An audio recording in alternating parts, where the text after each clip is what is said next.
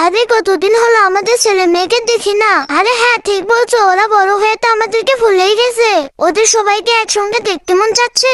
আরে তুমি মন খারাপ করো না, দেখো ওরা খুব তাড়াতাড়ি বাড়িতে আসবে। আরে বোন বাহিরে চল, ভাই বোনদের কাছে ফোন দে, ভাই তুই ছুটি নিয়ে বাসায় আয়, মা তোরে দেখতে চাইছে। আরে বোন আমার কাজের তো অনেক চা, আমি মনে হয় যেতে পারবো না। আচ্ছা ঠিক আছে, মায়ের কথা তো মনে পড়তেছে, আমাকে তো যেতেই হবে। আচ্ছা বোন এবার ছোট ভাইয়ের কাছে ফোন দে। আরে ভাই তোকে মা দেখতে চাইছে, তাড়াতাড়ি বাড়িতে চলা। আরে বোন অফিসে তো আমার অনেক চা, মনে হয় না আমি যেতে পারবো।